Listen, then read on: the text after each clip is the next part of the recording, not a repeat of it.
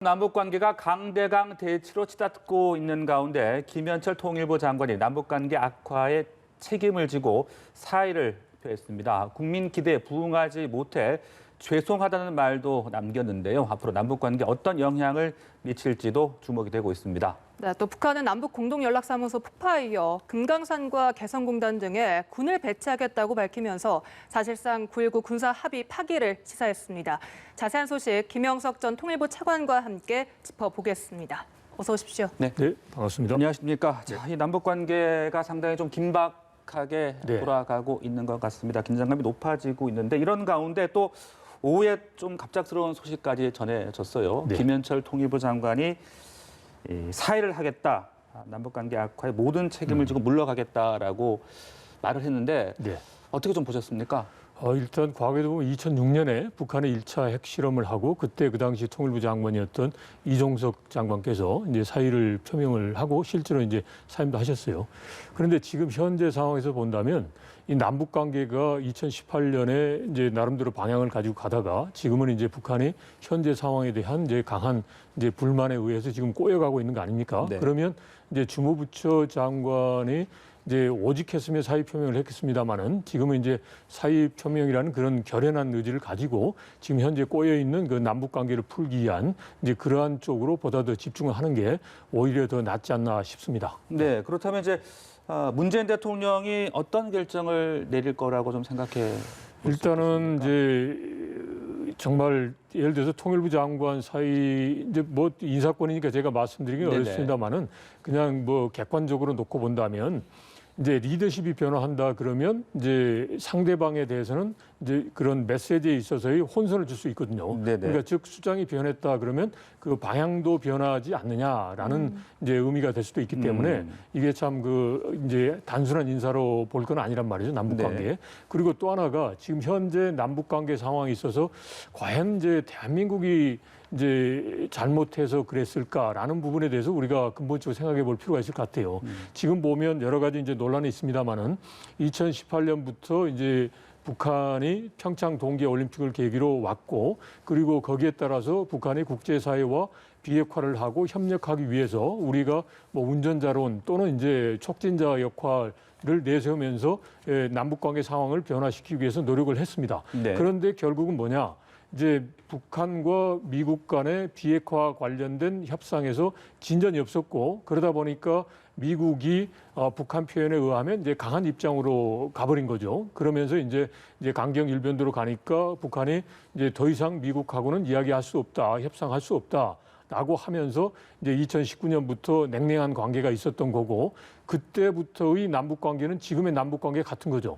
이런 상황에서 이제 최근에 탈북민 단체의 삐라가 이제 북한의 소위 최고 지도자의 존엄을 건드렸다. 이제 이런 게 좀 이제 더욱더 어떻게 저 표현을 하면 화를 돋구는 상황이 된 거죠. 이런 상황에서 이제 남조선이 북한 표현을 하면 남조선 당국이 제 할 바는 하지 못하고 그리고 또 이제 삐라 보내는 것까지도 막지를 못하니까 여기에 대해서 이제 이래서는 안 되겠다. 좀 뭔가 대가를 치러야 되겠다라고 하면서 이제 강경 모드로 나오는 건데 저는 이렇게 봅니다. 이게 지금 현재 북한이 왜 이 시점에서 이렇게 강하게 나올까라는 거는 우선 첫 번째로 보면 지금 현재 북한의 상황이 이제 경제적 측면에서 어렵다고 볼 수밖에 없는 거거든요. 제주와 함께 코로나19라는 상황이 더욱더 어려운데 그러면 이런 가운데서 이제 국제사회에서 하고 있는 제재 자체를 우선적으로 풀어주는 게 가장 기본인데 미국이 안 움직인단 말이죠. 그런데 그런 상황에서 미국이 못 움직이면 이제 남한이 뭔가 독자적으로 하든가 아니면 또 뭔가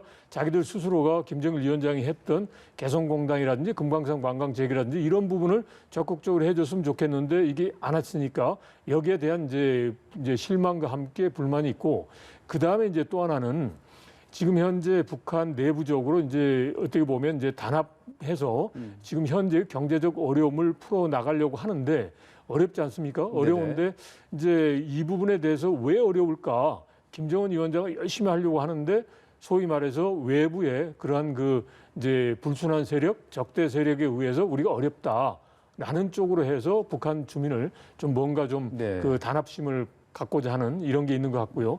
그 다음에 또 하나는 이제 이거는 아직 뭐 이릅니다만은 이제 지금 6월 12일 날 저는 이제 이성권 북한 외무상이 담화를 발표한 게 남북 관계에 대한 담화보다는 오히려 더 의미가 있다고 봐요. 거기서 보면 두 가지를 이야기했거든요. 이제 김정은 위원장하고 트럼프 대통령이 이제 악수를 했는데 과연 악수한 손을 계속 악수를 하고 있어야 될 건지 고민스럽다. 네. 그리고 또 트럼프 대통령이 계속 치적이라고 자랑하는데 이 치적만 이야기하고 우리는 이건 뭐냐 아무것도 얻는 게 없는데 과연 네. 이러고 있는 게 이제 과연 옳은 거냐 이런 쪽으로 이제 슬쩍 이제 위협을 하고 있단 말이죠. 그 말은 뭐냐면 이제 미국의 그런 적대지 정책 그리고 또 현실적으로 말하면 제재가 지속되니까 북한이 어렵다라는 거죠. 그러면 이제 미국으로서는 미국과 추가적으로 한번 담판을 해야 되겠다. 그러면 이제 남북 관계가 북한 표현에 의하면 오늘 보면 별로 뭐 이룰 게 없고 득이 된 게 없다라고 했지 않습니까? 네. 그러니까 남쪽하고 그냥 별로 득이 안 되는 대화하고 이제 소위 말해서 북한 표현에 의하면 시시껄렁한 여러 가지 이벤트 사업을 해봐야 이제 별 도움이 안 되는데 남북 관계 그런 상황이다 그러면 미국 입장에서 보면 남북 관계에 대해서 우선순위를 두고서 이제 북한과 협상에 나오지 않을 가능성이 높은 거죠. 네. 그러니까 남북 관계에서 적당한 긴장 관계. 그러니까 즉 남한에 대한 불신과 함께 네. 불만도 표현을 하면서 네. 이제 적당한 긴장 관계를 유지하면 나중에 이제 미국이 이제 뭐 대선 전이나 후 특히 후에 남북 관계에 대해서 한반도 문제에 대해서 우선순위를 두고 이제 북한과의 협상장에 나올 수 있다라는 이제 분위기를 사전에 이제 만들기 위한 그런 차원도 있지 않나. 그러니까 좀 네. 조심스럽게 우리 측에 대한 보고 있습니다. 메시지뿐 아니라 미국에 대한 어떤 그렇죠, 메시지 그렇죠. 그리고 또 예. 말씀하신 대로 북한 내부 결속 이런 여러 그렇죠. 가지 의도가 지금 여러 가지 복합적 종합적으로 의도가 있는 거죠. 얽혀 있다 그 네. 말씀으로 네, 그렇죠. 정리가 될 것 같은데 네. 그 부분을 오늘 우리가 좀 더 네. 차분차분하게 네. 하나씩 짚어봐야 될 것 같습니다. 네. 그런데 이렇게 북한이 공동 연락 사무소를 폭파한 시각이 네. 미국 동부 시간 새벽 시간으로 이제 새벽이었습니다. 예. 그 이후 트럼프 대통령이 일어나자마자 올린 트윗은 이 북한 관련된 트윗이 하나도 없었습니다. 네. 7개 트윗이 있었는데 네. 한 개는 자국의 소매 판매 지표가 이제 개선됐다라는 트윗이었고 나머지 6개는 경찰 개혁 입법에 관한 이 트윗이었습니다. 의도적 무시 전략이라고 봐야겠죠. 당연히 그렇게 보입니다. 그러니까 2019년에 북한이 탄도미사일을 발사했어요. 그런데 트럼프 대통령은 이거는 ICBM이 아니니까 이건 뭐 작은 미사일이다 하면서 이제 무시를 했단 말이죠. 그 말은 뭐냐면 그러면서 이제 김정은과 좋은 관계가 있고 그다음에 뭐 일종의 뭐 러브레터를 받았다 이런 쪽으로 표현을 했단 말이죠. 그러니까 트럼프 대통령은 북한이 레드라인만 넘지 않으면 그걸로 이제 지금 현재로서는 이제 만족스러운 거죠. 그러니까 이제 남북 간의 연락사무소를 폭파했다. 이거는 이제 트럼프 대통령의 시각에서 보면 레드라인을 넘는 것이 아니죠. 근접하는 것도 아니죠. 네. 그러니까 이걸 가지고 굳이 트럼프 대통령 입장에서 보면 북한을 자극할 이유가 없는 거죠. 예를 들어서 만약에 SLBM이라든지 ICBM 쪽으로 간다. 그리고 또 핵 활동과 관련해서 구체적인 조짐이 있다. 그러면 이제 트럼프 대통령이 반응을 보일 수도 있겠죠. 근데 지금은 트럼프 대통령의 그런 관심권 밖에서 지금 벌어지고 있다라고 보입니다. 네. 네, 그러면 트럼프 대통령을 이 관심을 돌리기 위해서 더 자극시키기 위해서 더 도발을 할 가능성도 있지 않겠습니까? 궁극적으로는 그럴 수 있는데 지금 보면 이제 북한의 상황 인식은 이제 대선 전에는 트럼프가 움직일 수 없다라고 판단을 하는 것 같아요. 이제 대선 때 혹여나 이제 흔들기를 해서 이제 대선에 이제 우호적인 또는 이제 유리한 환경을 만들기 위해서 트럼프 대통령이 양보를 하면 좋겠지만 지금 현재로서는 이제 그러한 상황은 아니다라고 이제 보는 것 같아요. 이제 그러다 보니까 어떻게 보면 그리고 또 하나가 이제 북한도 이제 미국의 대선 상황을 보고 있는데 지금 바이든 이제 민주당 후보하고 그리고 또 지금 코로나19로 인해서 그리고 또 여러 가지 또 미국 내 상황이 복잡하지 않습니까?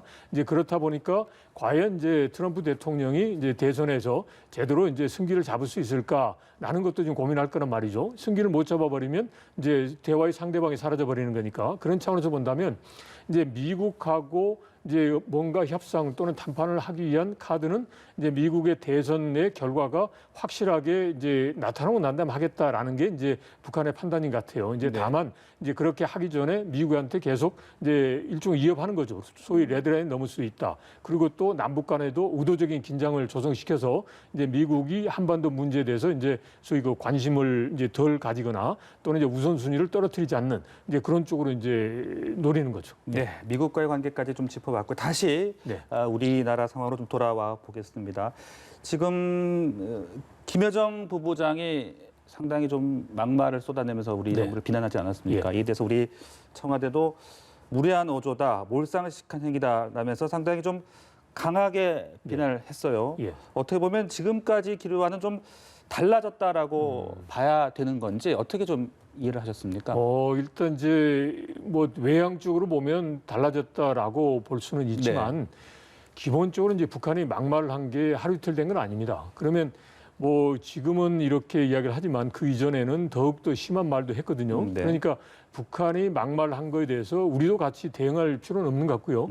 이제 북한이라는 이제 존재 자체가 보면 이제 기본적으로 우리의 그런 안보를 위협하는 대상이고, 그리고 또 우리가 또 필요에 의해서 대화 협력도 하고, 또 북한도 필요에 의해서 대화 협력으로 나오는 거거든요. 네. 자, 그러면 이 두 가지를 우리가 균형되게 생각하면서 우리가 좀 절제적으로 대응할 필요 있거든요. 그래서 지금 현재 보면 이제 북한이 도를 넘은 건 맞습니다. 맞는데 이게 뭐 갑작스럽게 도를 넘은 게 아니라 그거는 이제 과거에도 했던 거고, 어떻게 보면 지금 현재 북한의 현재 상황이 엄청 이제 불만이고, 그리고 또 남쪽이 제대로 못 해주니까 여기에 대해서 막말을 한단 말이죠.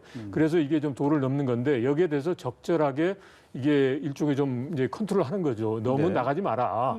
이제 뭐 불평 불만이 있는 거는 이해하겠는데 여기에서 그냥 아주 막가파식으로 가지 마라. 그런 차원에서 경고를 했다라고 보는 거고요. 이제 그렇다면 저는 제 판단은 이제 북한이 이제 군사적인 도발을 하니까 강대강으로 우리 그러면 힘으로 뭐 맞붙어 보자 이런 게 네. 아니라 이제 그 북한의 이런 의도적 긴장을 조성하는 것 이거 자체에 대해 문제가 있다라는 쪽으로 해서 좀 경고의 메시지를 보내는 게 아닌가 싶습니다. 그러니까 네. 즉 뭐 강대강으로 해서 이제 서로 한번 치고받자라는 것보다는 북한이 그래도 우리가 이제 아무리 이제 좀 북한에 대해서 막 이해하는 쪽으로 가지만 그래도 어느 정도 이제 정도가 있는 거고 어느 정도 넘어서는 안 되는 선이 있는 거 아니냐 그런 네. 차원에서 이제 경고를 한 게 아닌가라고 이제 해석을 할 수 있겠습니다. 아직까지는 강대강 기조로 뭐 전환했다라기보다는 경고의 메시지를 확실하게 줬다. 그렇죠, 그렇죠. 이런 그렇다고 봐야 되는 게 말씀이신 아닌가 것 같은데 싶습니다. 예. 특히 또 청와대가 말입니다. 예. 우리 측의 특사 파견 제안을 대해서 북한이 예. 일방적으로 공개한 것. 예. 이 부분에 대해서 상당히 좀 강하게 유감을 표명을 네. 했잖아요. 또 통일부 차관까지 지내셨으니까 그 부분은 어떻게 좀 보셨습니까? 그게 이제 원래 당국 간에 네. 비공개를 하면 그게 예를 들어서 최종 마무리가 된다며 그리고 어떻게 보면 이제 쌍방이 어느 정도 이해를 하고 어느 일방이 이해하고 난 다음에 이렇게 공개를 해야 되는데 네. 이걸 하지 않고 일방적으로 이게 말 그대로 그 특사 제안한 걸 너무 좀 폄하하면서 말 그대로 이건 이제 진정성이 없다. 이제 이렇게 하면서 이제 또 심지어 뭐 경고까지 했잖아요. 말로 하지 말고 네. 행동으로 해라. 이렇게 하는 것은 정말 도를 넘는 겁니다. 그런데 이것도 제가 다시 한번 말씀드립니다만은 이번만이 아니라 이제 과거에 이명박 그 정부 시절부터도 북한이 이제 남북 간에 했던 것을 이제 일방적으로 공개한 경우도 있습니다. 이거는 뭐냐면 기본적으로 이제 본인들의 입장이 강하다. 그리고 남쪽에서 뭔가 이제 이런 그 약한 입장에서 고개를 조아리고 오고 있다. 이런 걸 이제 보여주기 위한 그리고 또 상대방에 대한 일종의 좀 뭐 길을 꺾는다고 그럴까요? 네. 그러니까 좀 자존심 상하게 만드는 거 아닙니까? 이제 그런 하나 이제 어떻게 보면 이제 남쪽에 대한 그런 게 거친 그런 이제 대응이다라고 생각합니다. 그래서 이제 이런 부분에 대해서 저희가 이렇게 북한이 나와서는 안 되죠. 그런데 이게 과거에도 했고 북한이라는 그 대상 자체가 보면 우리하고 기본적으로 세계관이 좀 다르지 않습니까? 많은 이제 이해를 한다고 그러지만 즉 이념적인 문제도 있지만 이제 국제사회에 대해서 여전히 북한은 이제 북한을 이제 압살하기 위해서 뭐 한국을 포함한 이제 미국 국제사회가 지금 뭔가 허시탐탐 노리고 있다라고 보고 있는 거죠. 그런데 지금 상황은 우리가 한중 관계를 보고 한러시아 관계를 보는 것처럼 비록 이념이 다르지만 서로 경제적인 협력도 하고 서로 교류도 한단 말이죠. 그런데 이러한 변화된 세계에 대한 인식 자체가 좀 아직 더뎌 있는 거고 그다음에 더 중요한 거는 네. 이제 상대방하고 할 때 우리는 상대방의 입장을 이해하면서 100이 있다 그러면 50대 50, 60대 70, 60대 40 이런 식으로 하는데 북한은 기본적으로 목표를 세우면 다 100을 다 가지려고 하는 거예요. 100대 0으로. 그렇게 되면 서로가 상대하기 어려운 거죠. 그래서 지금 현재 북한이 2018년에 많은 기대를 하고 출발을 했는데 그게 안 되니까 지금 이제 엄청난 불만을 지금 토하는 거란 말이죠. 그런데 이제 거기서 짚어볼 거는 본인들이 생각하는 그런 기대치가 지금 해결되기는 여러 가지로 복잡한 상황이 있지 않습니까? 그러니까 그런 부분에 대해서 북한이 조급함을 갖거나 또는 이제 기대를 너무 높이 갖고 있는 상황에서 이렇게 불평불만을 너무 과도하게 하는 것은 이제 좀 자연스럽지 않는 거죠. 그런데 이게 이제 과거에 북한이 보여왔던 행태이기 때문에 이런 부분에 대해서 우리가 좀 절제되게 대응하면서 잘 우선적으로 이제 상황 관리를 할 필요가 있겠죠. 네. 네. 그런데 이 북한의 반응 역시 대응 역시 좀 이례적입니다. 네. 오늘만 해도 약 90분 동안 네. 4차례 입장을 발표하면서 어제 폭발을 좀 극대화하려는 네. 모습을 보였거든요. 네. 이렇게 북한의 이런 신속한 조치, 이 배경은 또 어디에 있다 보십니까?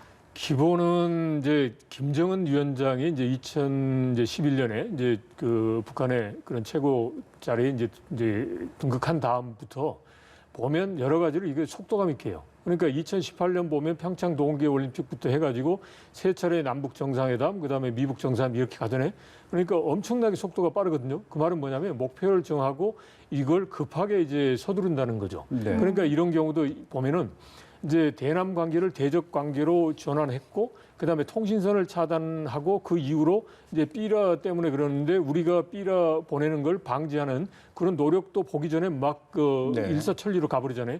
그러니까 이것도 보면 이제 남북 연락사무소 폭파하는 것도 이제 대남 관계를 대적 관계로 변화시켰다라는 걸 이제 북한 주민에게도 알려주고 국제사회도 보여주는 거예요. 이렇게 우리들이 결연한 의지를 가지고 속도감 있게 과단성 있게 한다라는 걸 보여주는 거죠. 그러면서 우리나 국제사회에 대해서는 이제 북한이 그냥 대충 뭐 상황에 따라서 뭐 우리가 적절하게 이제 무마하면 넘어갈 수 있다라고 보지 말고 근본적으로 좀 나와라라는 이제 결연한 의지를 보여준과 동시에 이제 북한 주민에 대해서도 이렇게 최고 지도자가 한번 결정하면 신속하게 과감성 있게 한다. 그러니까 최고 지도자가 결정한 거에 대해서 자구우면하지 말고 따라와라. 뭐 네. 이런 그런 이제 메시지를 주기 위한 측면도 있지 않나 싶습니다. 네. 그런데 최근에 일련의 상황들을 보면 김여정 부부장의 담화문 발표가 있었고 예. 또 이제 공동연락사무소 폭파도 있었고 이 상황들을 봤을 때 김여정 부부장이 이 상황들을 상당히 좀 주도해 가고 있는 듯한 네. 그런 느낌을 주고 있습니다. 사실 김여정 부부장 하면은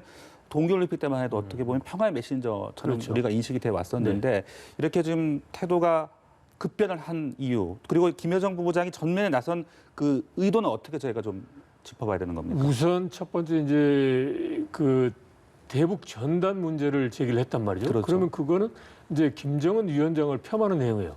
그러면 김정은 위원장이 나설 수는 없잖아요. 그런데 이제 최고 지도자의 의중을 담아서 메시지를 주고자 한다면 이제 남매니까 김여정을 내세울 수밖에 내세우는 가장 적합하다라는 거고요. 그다음에 김여정이 과거에 2018년에 남북 정상회담이나 그다음에 싱가포르 미국 정상회담 할 때 중심적 역할을 했기 때문에 이번에 이제 갑작스럽게 김여정 부부장의 그런 위상이 강화됐다라는 건 아닌 것 같아요. 그다음에 북한이 왜 이렇게 변할까? 나는 거는 제가 보기에는 2018년에 북한이 이제 그 뭔가 평화적 측면에서 유화적으로 나온 그 제스처하고 지금 막 그냥 뭐 거친 말을 하고 있는 게 똑같다라고 봐요. 그러니까 목표는 같은 거죠.